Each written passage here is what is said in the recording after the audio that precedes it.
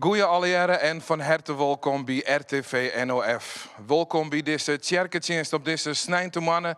En noffelijk dat je alweer mij uw meisje op kanaal 20 via Kabel Noord. Maar ook via onze livestreams op YouTube en op Facebook.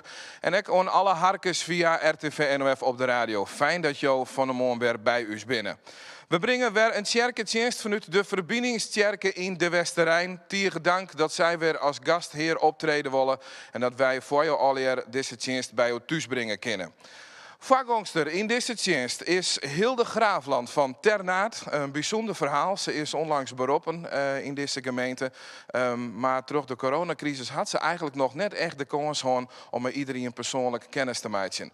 Mooie manier in ieder geval vanuit de gemeente van Hilde om op deze manier ook wel kennis te maken. En ik mij in heel Noord-Friesland. Dus hiet haar ik van harte welkom op deze manier.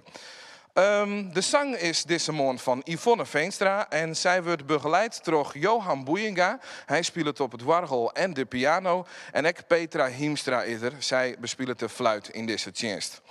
De collecte van deze tjerketjenst gaat weer via onze site, de digitale collectesite kerkcollecte.com en ook via het bankrekeningnummer van de protestantse gemeente van de Westerrijn. Je had de informatie correct al voorbij komen zien en ook tijdens de tjenst zie je daar nog extra op wezen worden.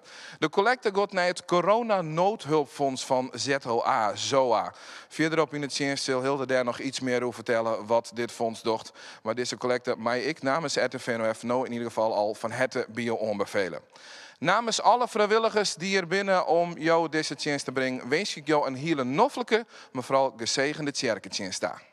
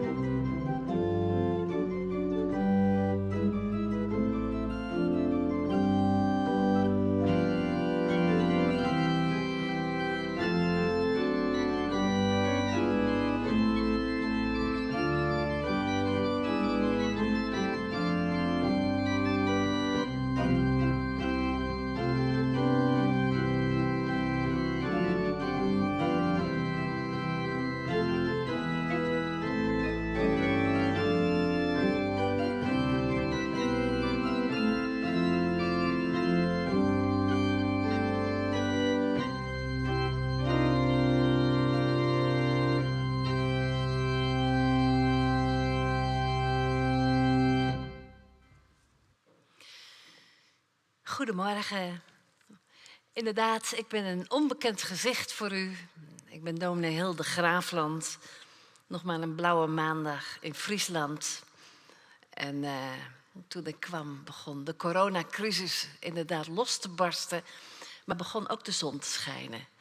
En ik stel het heel erg op prijs dat ik deze dienst met u mag doen. Er zijn 3 mensen uit Ternat meegekomen. Hun namen zijn al genoemd. Johan Boejenga, die u net gehoord hebt. En Petra Hiemstra met de altblokfluit. En Yvonne Veenstra, die voor ons zingt. Ook een ouderling is meegekomen, maar die is buiten beeld. Elke Godijk. Ik hoop dat we een goede, gezegende dienst mogen hebben. Dat God bij ons is.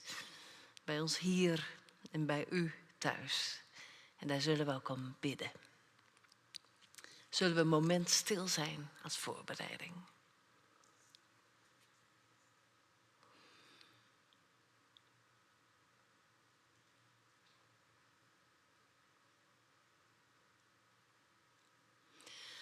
Onze hulp is in de naam van de Heere, die hemel en aarde gemaakt heeft.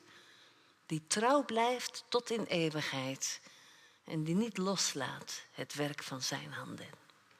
Genade zij u en vrede van God onze Vader, van Jezus Christus onze Heer, in de gemeenschap van de Heilige Geest. Amen. Zullen we bidden? Nee, we gaan eerst zingen. We gaan zingen Christus onze Heer verrees.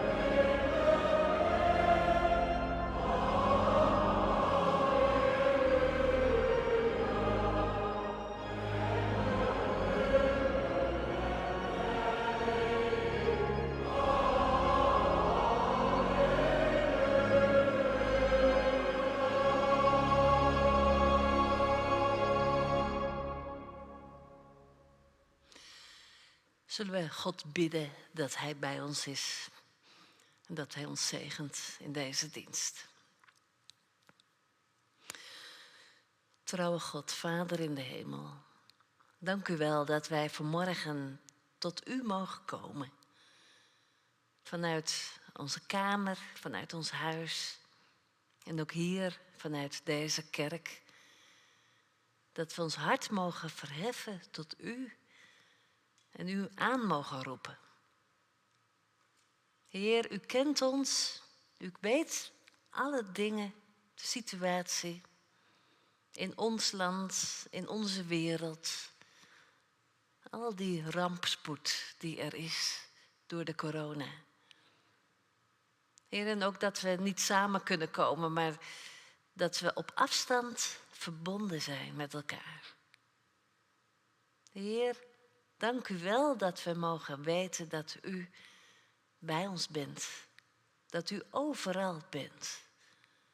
En dat u binnenkomt. Elke plaats.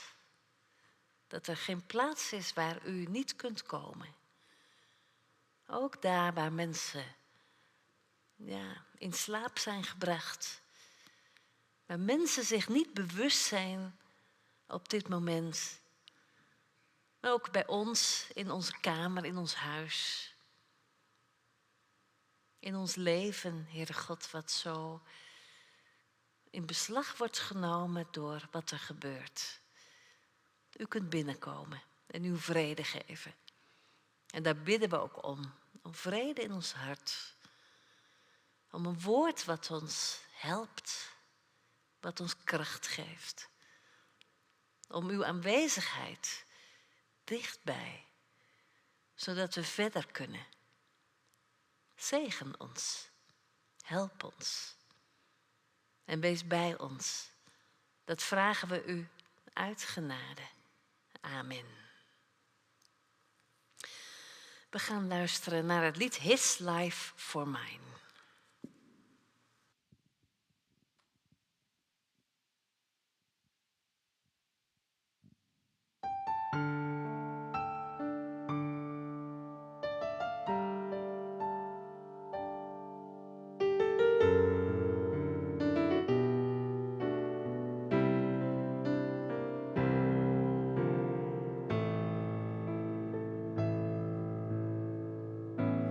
His heart was broken, mine was mended. He became sin, now I am clean. The cross he carried bore my burden. The nails that held him set me free. His life for mine, his life for mine. How could it ever be that he would die, God's Son would die, to save a wretch like me? What love divine, he gave his life for mine. His cause of suffering brought me healing. He spilled his blood to fill my soul. His crown of thorns made me royalty. His sorrow gave me joy untold. His life for mine, his life for mine. How could it ever be that he would die, God's Son would die, to save a wretch like me? What love divine, he gave his life for mine.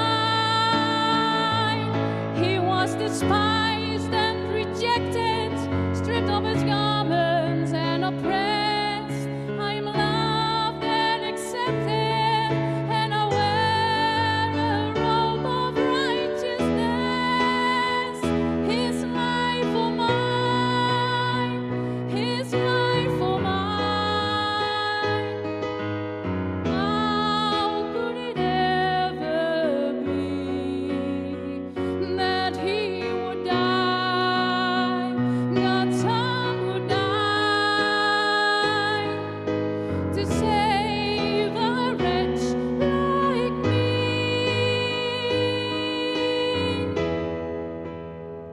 What love divine, he gave his life for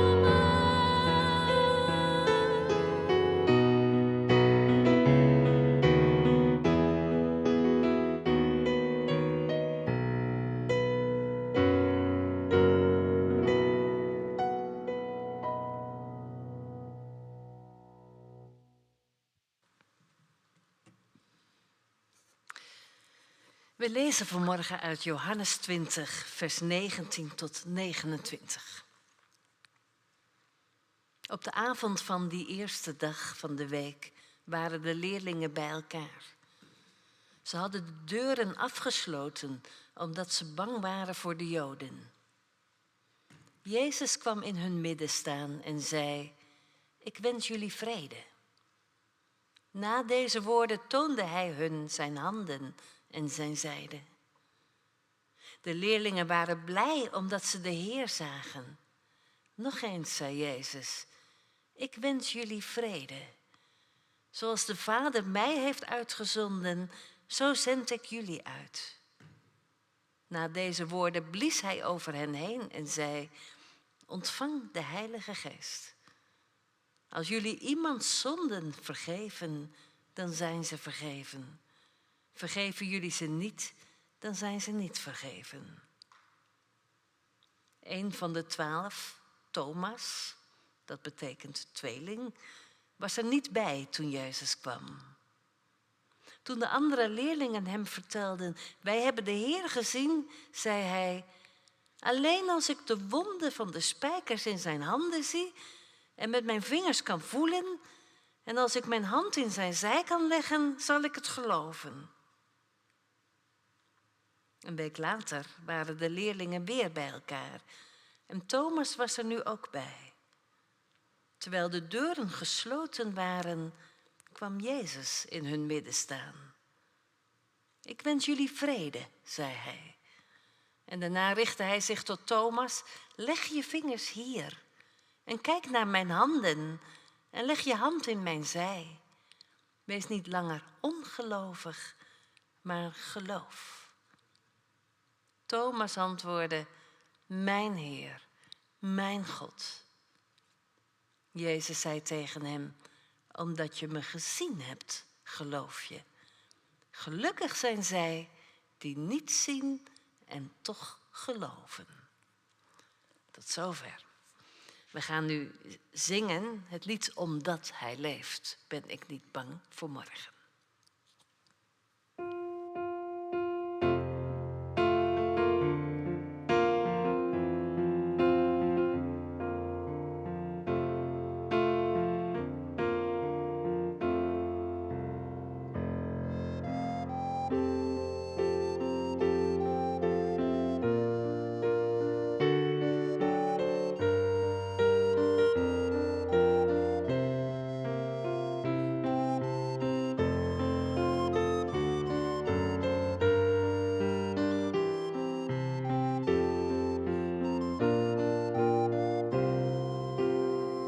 Omdat hij leeft, ben ik niet bang voor morgen. Omdat hij leeft, mijn angst is weg. Omdat ik weet, hij heeft de toekomst. En het leven is het leven waard, omdat hij leeft.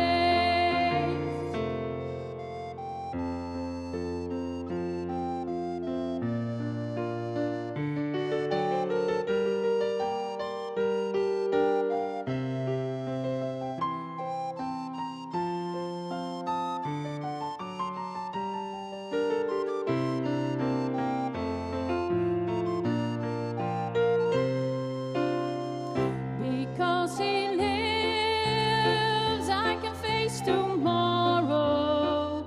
Because he lives, my fear is gone. Because I know he holds the future. And life is worth the living just because he lives.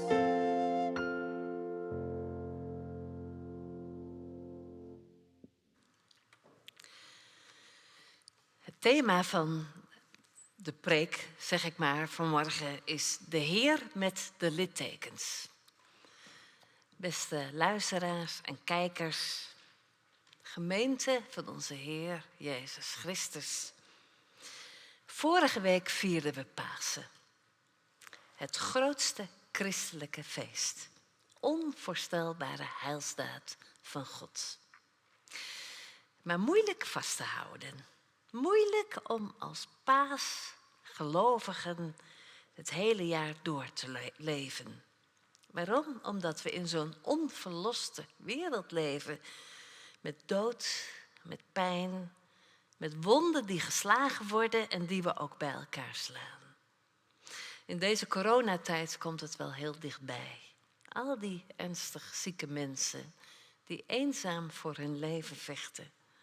Al die doden die wij betreuren. De geliefden in onze verpleeghuizen waar we niet bij kunnen en waarvan we weten dat er zoveel besmettingen zijn. Christus is opgestaan. Maar wat zien we ervan? Of moeten we vragen, hoe zien we er iets van? Hoe moeten we kijken? Johannes vervolgt zijn bericht over de paasdag met 2 ontmoetingen van Jezus met zijn discipelen. De eerste op dezelfde avond, de tweede een week later, op de 8e dag. Er is 1 opvallend detail dat in beide ontmoetingen een rol speelt. Jezus wordt herkend aan zijn wonden, aan zijn littekens in zijn handen en aan zijn voeten en in zijn zijde. Hij is de Heer met de littekens.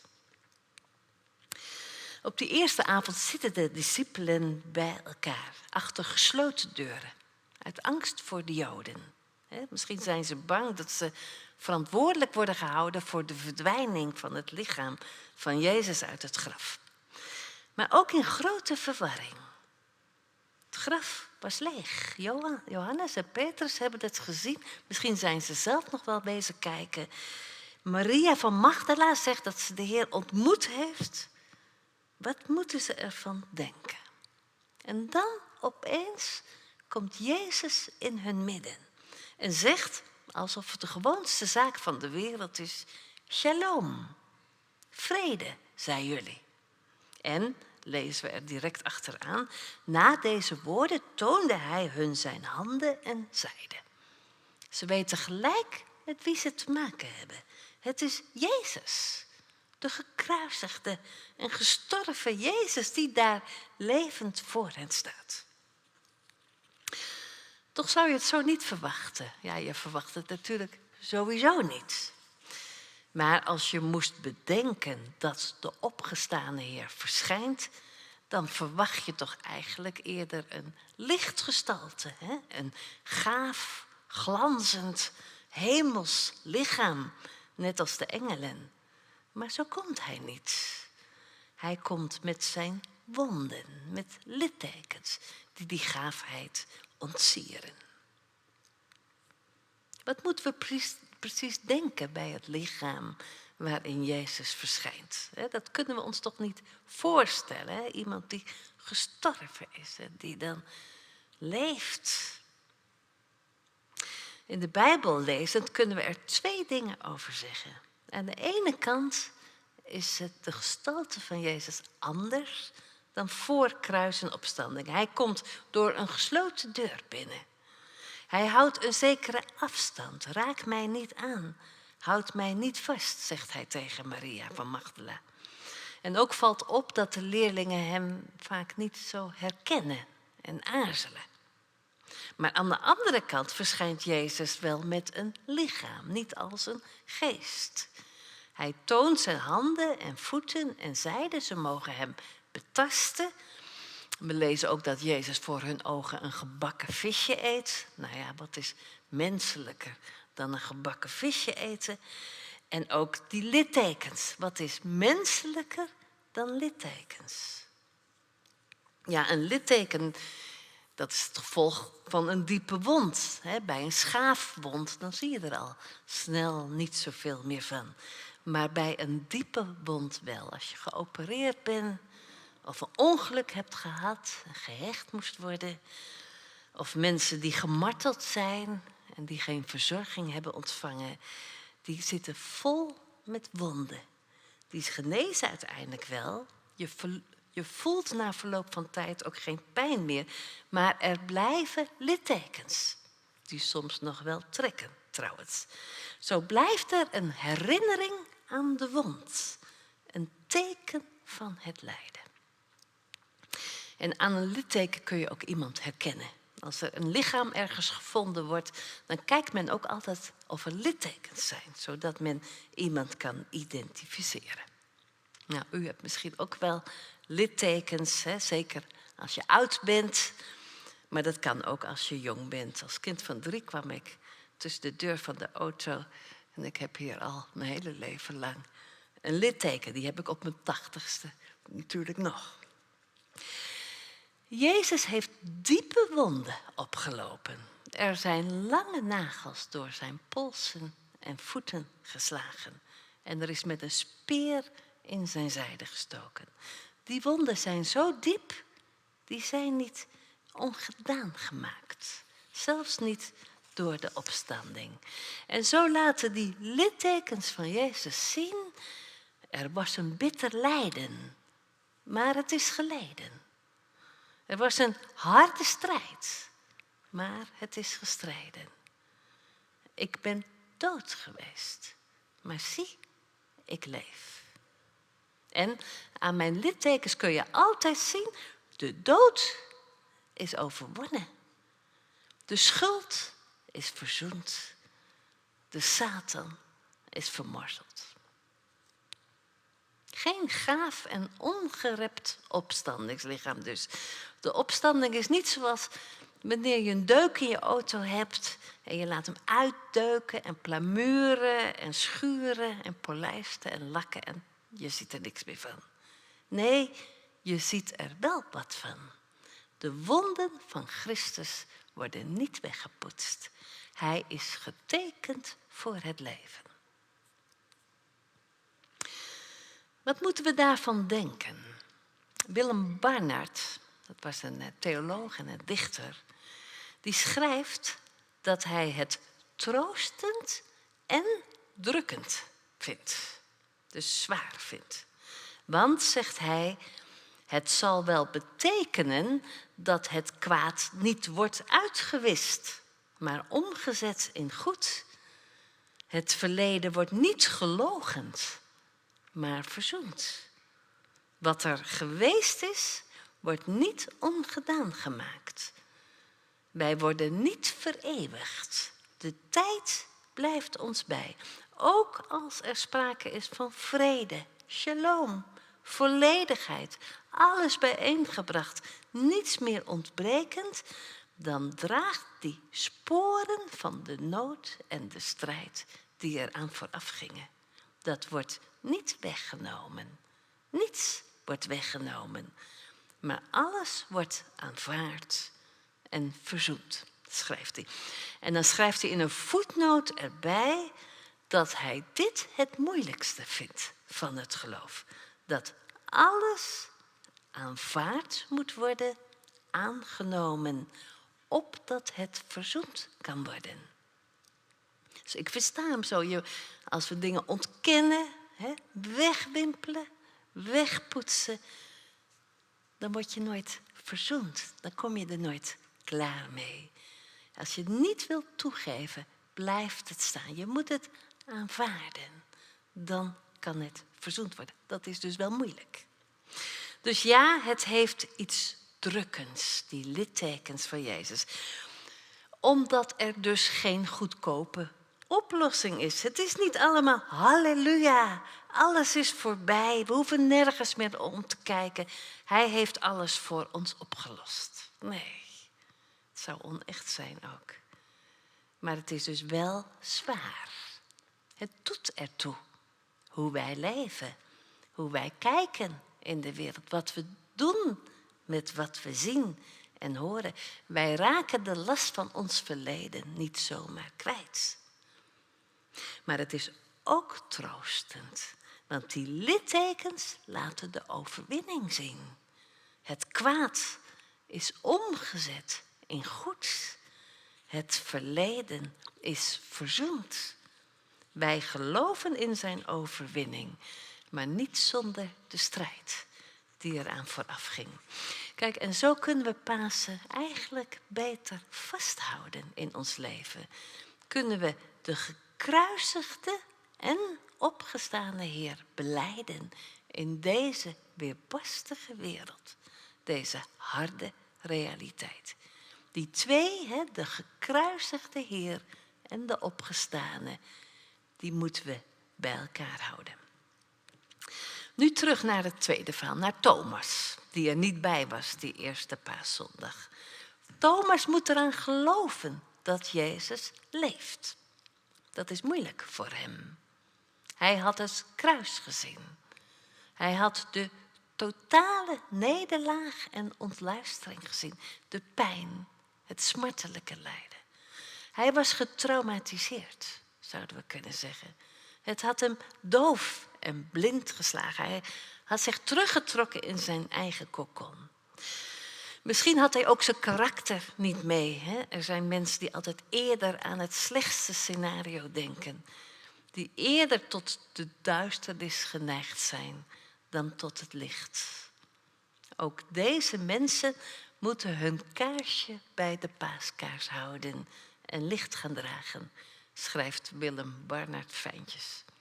Ook zij moeten het licht aanvaarden tot hun eigen vreugde. Dan komt Jezus, voor allemaal, maar speciaal voor Thomas. En Thomas herkent de Heer aan zijn wonden. Ik weet niet of het hier aan toegekomen is, om dat echt even goed te bekijken en aan te raken. Ik denk het eigenlijk niet, want het wonder is al geschied. Hij heeft gezien. Datgene waarop hij stuk gelopen was, dat overtuigt hem nu des te meer. Hij barst het uit, hij schreeuwt het uit. Mijn Heer, mijn God.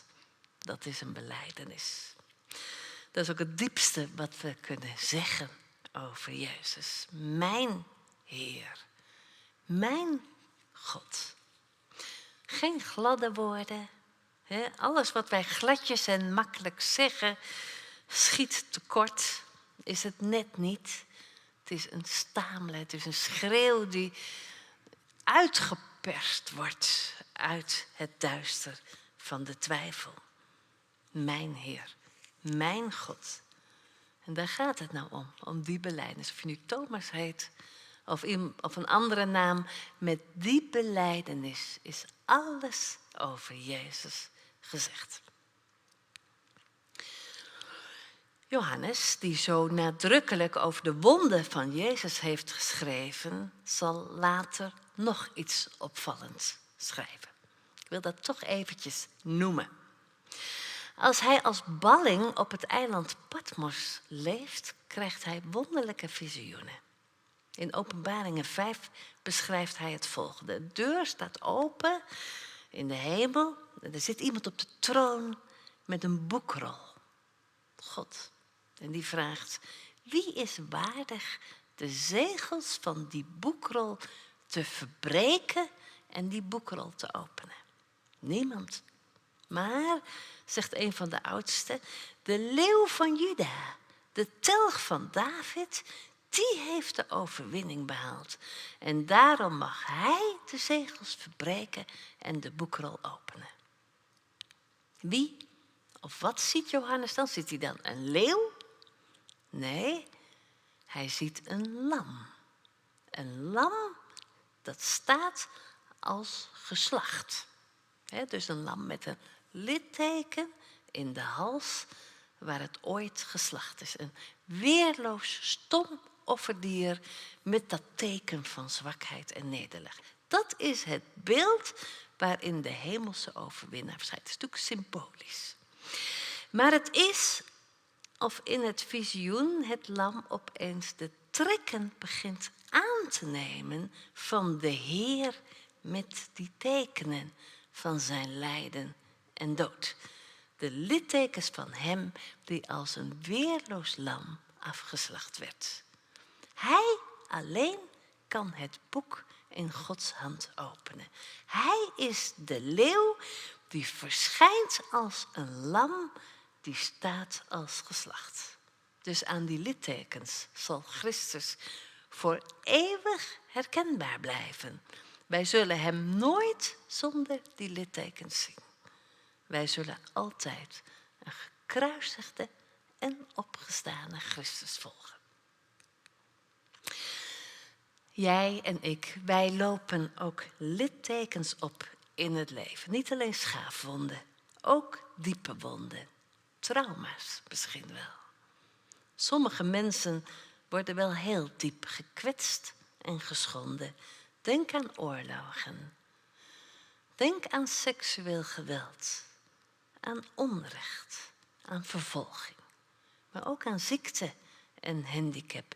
In onze coronatijd lopen ook heel veel mensen wonden op. Vanwege het verdriet van mensen waar je geen afscheid van kunt nemen. Mensen die hun levenswerk zien stuk lopen. Maar ik denk ook aan thuissituaties waar dingen uit de hand lopen omdat er te veel druk op staat. Wat zal het veel tijd gaan kosten om dit te verwerken en om te genezen? Een genezen wond betekent dat het verdriet verwerkt wordt, maar dat het litteken blijft. De huid wordt nooit meer helemaal gaaf. De ziel wordt nooit meer helemaal heel. En soms blijft de wond open en kan maar niet dichtgroeien. Wij moeten onze butsen en deuken niet ontkennen.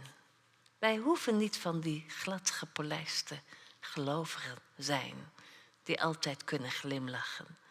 Het is beter om ons leven te aanvaarden zoals het gaat. Om ons te verzoenen met onze wonden. En ze proberen te verwerken. En dat kan als wij Hem, Jezus, aanvaarden met zijn wonden. Samen met ons eigen verleden. Het is waar. Lastig, maar waar. Wat aanvaard wordt, aangenomen, dat kan verzoend worden. De vrede van Christus zij over ons vandaag, in deze wereld, in dit leven. Christus geeft ons haar mee. Shalom. Vrede, zei u. Hij kan dat zeggen. Hij kan haar geven. Hij is het zelf voor ons. De vrede, diepe vrede in ons hart. Genezing voor onze ziel. Verzoening van onze schuld. Er is geen reden om bang te zijn. Zo worden wij de wereld weer ingestuurd. Op die nederige, vaak bochtige, gevaarlijke weg. Maar geleid door zijn geest. Amen. We gaan luisteren naar een muziekstuk. As It Is in Heaven.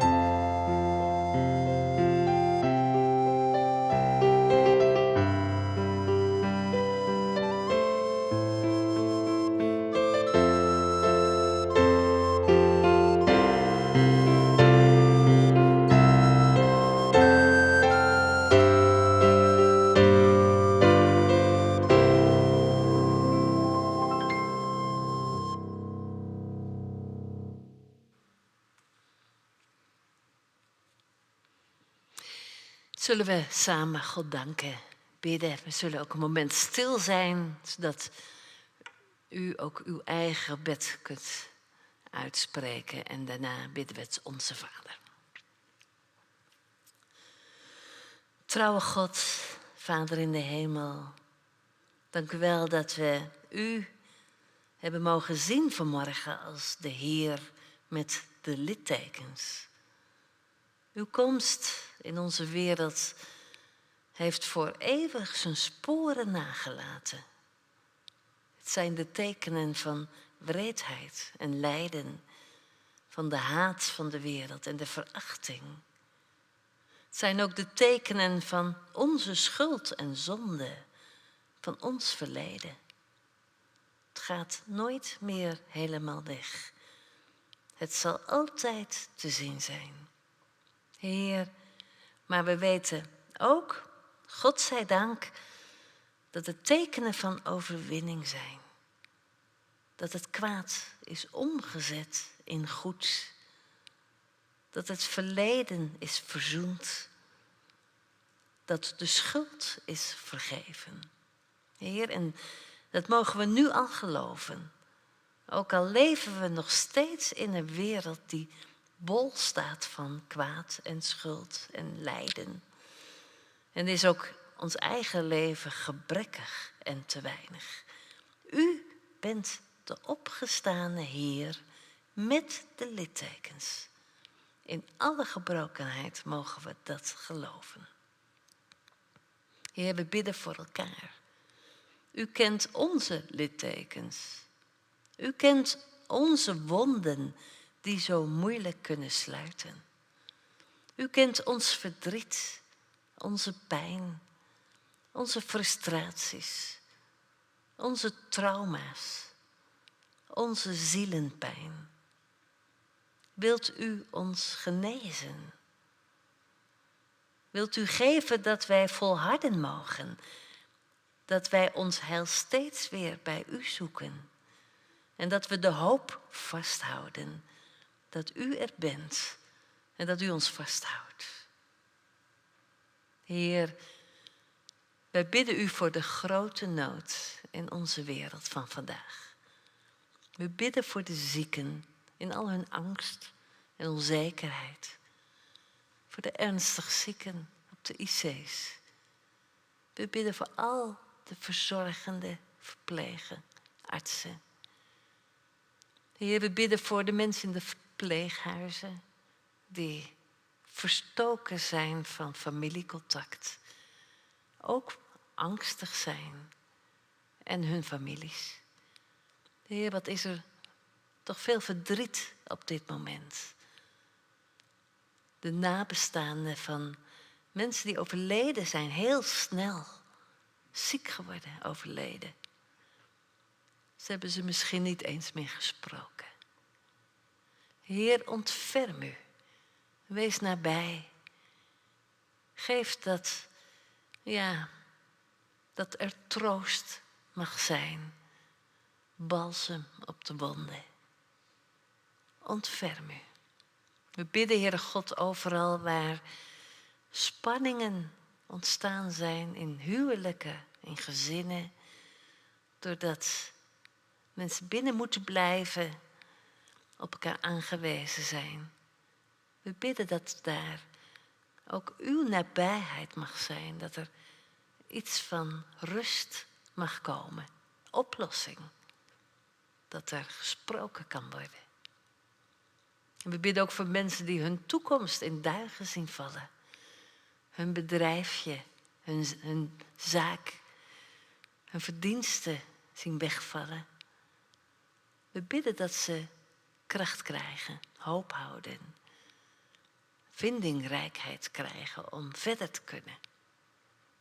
Heer, we bidden ook voor deze wereld, want ook in arme gebieden, ook in vluchtelingenkampen en in krottenwijken, op het arme platteland van arme landen is er corona.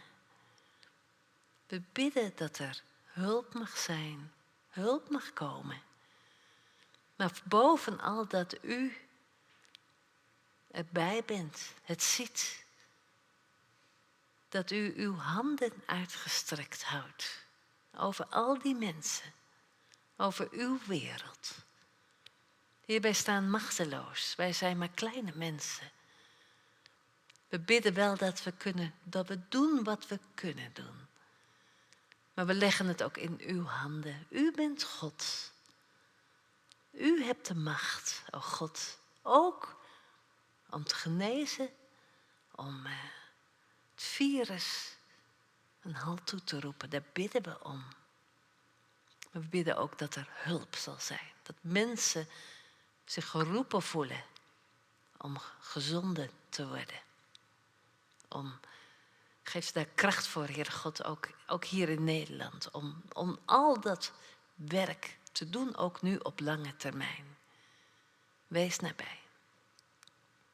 Heer, we dragen zo elkaar, maar ook onze wereld op in uw handen, uw getekende handen.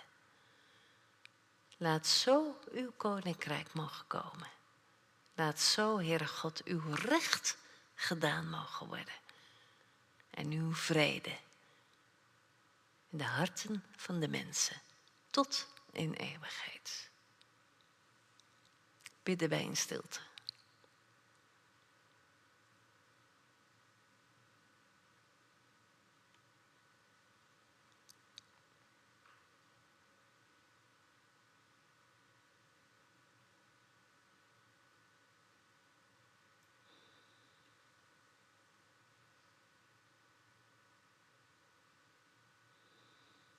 En bidden we tezamen. Onze Vader, die in de hemel zijt. Uw naam worden geheiligd. Uw koninkrijk komen. Uw wil geschieden, gelijk in de hemel, als ook op de aarde. Geef ons heden ons dagelijks brood.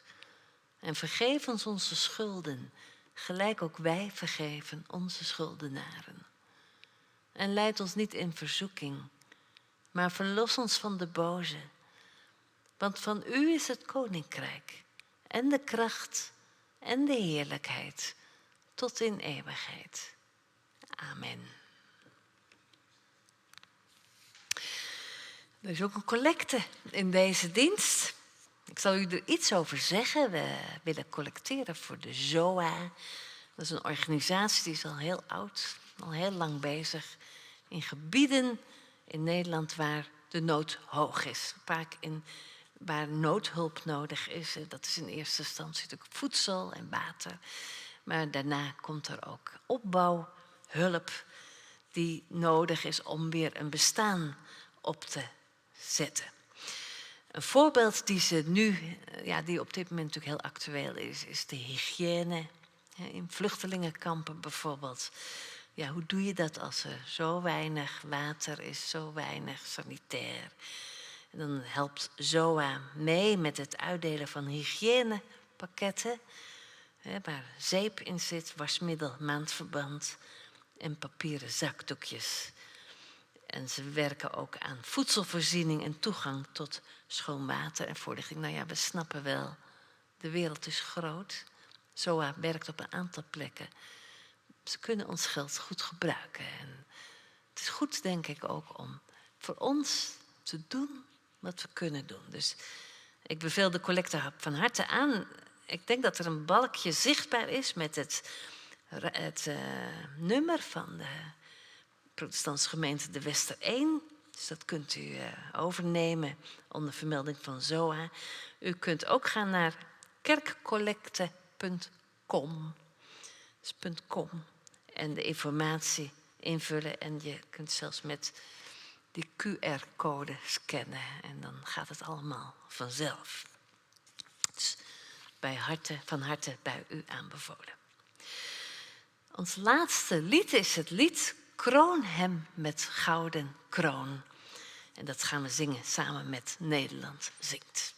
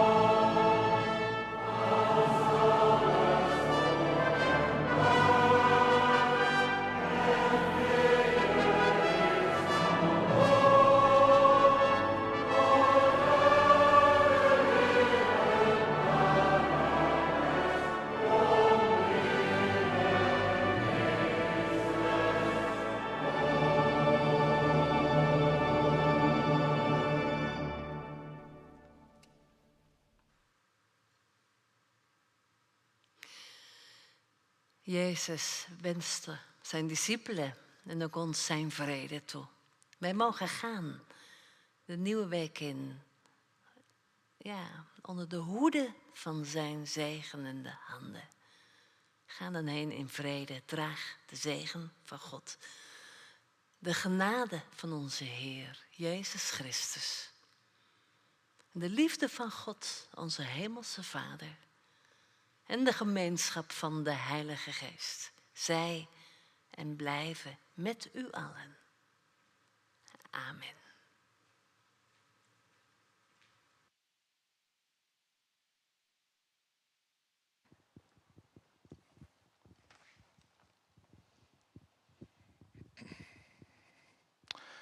En daarmee ben we aan de eindkant van deze kerkdienst. En wil ik jou tegen dankzeggen dat je naar uw zien gaat op RTV NOF. Via de televisie, via Facebook, via YouTube. En ook dat je mij harken gaat via RTV NOF, via de radio stuurders. Via onze website kerkcollector.com kun je in die jouw bijdrage Jan voor stichting ZOA ZOA. En ik namens u is deze nogmaals van harte bij je onbevolen. Wil je deze kerkdienst nog een keer weer omzien? Dat kan Joen vanaf 7 uur en wordt dan ook weer hellen iedere keer op uw televisiekanaal, kanaal 20 en ook op uw online kanaal. En via onze website kun je deze dienst nog een keer weer omzien. Tegen dank aan iedereen die meewerken had aan deze dienst. Eén daarvan wil ik even speciaal uitlichten. Onze geluidsman Oenhout Posma is elke week namens de PKN van de Westerijn hier aanwezig. En zijn zoon is Joodje, hij wordt 14 jaar. Dus namens u is ik een lokwenske. En ik hoop dat deze tieren een hele mooie jeetje gaan meisteren. En dat we toch een beetje die jeetje visite wijzen mogen. Namens alle vrijwilligers van RTV NOF, tegen dank voor het zien en het hartje. Nog een hele noffelijke snijnta, een voorzichtige week en graag onder de keer. Doeg.